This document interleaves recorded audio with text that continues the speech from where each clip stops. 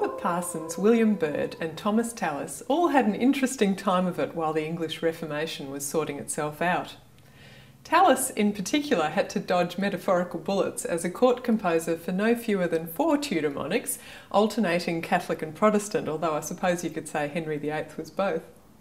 I find it lovely and reassuring that these 16th century composers could walk into many Anglican Evensong services today and find it all quite familiar. Choirs such as Trinity College are history made live, part of a tradition of centuries. But it's not a static tradition, it's not just a museum. Parsons, Byrd and Tallis set the scene in these Trinity programs. They show us the beginning of the Anglican style of worship. But these are interesting choices Stephen Layton's made because they also remind us that the passage to Anglicanism was a stormy one and many Catholics found the changes in the Tudor years very difficult. William Byrd in particular probably retired earlier than he would have had he been happily Protestant. Instead, when Elizabeth began to feel threatened by Catholic plots elsewhere in her realm, he took himself out of the London spotlight and went on composing secret Catholic masses. Works such as his exquisitely sorrowful Civitas Sancti Tui speak so eloquently about this. Like many of the works by composers behind the Iron Curtain in the 20th century, it works on a state-sanctioned level as a straightforward religious anthem, but on another level as a secretive gesture of fellow feeling with other Catholics, looking about them at the ruins of their holy city, the practice of their own faith.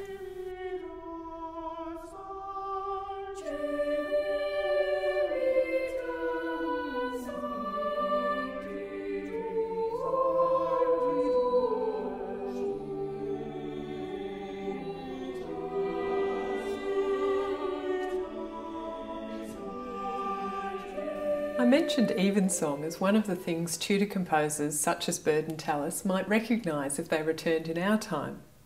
It's been remarkably stable, and you'll still find the version from 1662 in common use, so a little later than those guys, but not much.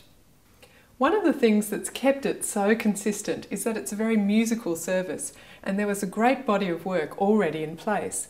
So for the Canticles, the Magnificat and the Nunc Dimittis, today you might hear a centuries-old version in Latin or something very modern in English. There are heaps of wonderful anthems to choose from, composed over nearly 400 years. But Evensong in some places is sung every day, so you do need a lot of music to keep things varied and appropriate to the time of the church year. And you're limited to some extent by what's in your choir library and what your particular generation of choristers can do. When Charles Villiers Stanford was running the music at Trinity College in the later part of the 19th century, he must have got very bored doing the same historical music over and over again, so he wrote a whole lot himself. As well as anthems such as his 3 Latin motets, he wrote numerous settings of the Canticles. Several of them have firmly entered the repertoire, and depending on which concert you attend, you might experience a very Anglican Evensong moment with the opening to what choristers call Stanford in A.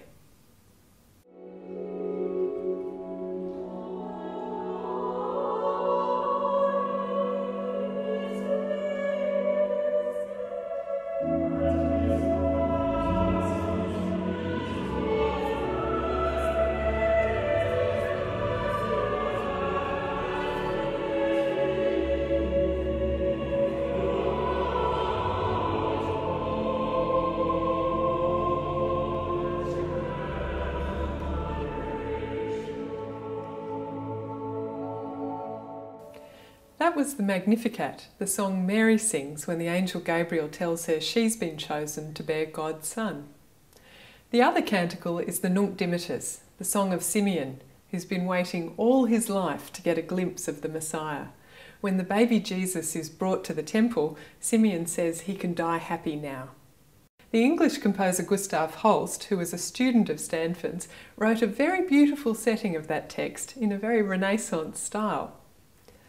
Maybe he thought it was a bit old-fashioned or something, because after one performance he left it in his bottom drawer and it wasn't performed again until 1970, we think.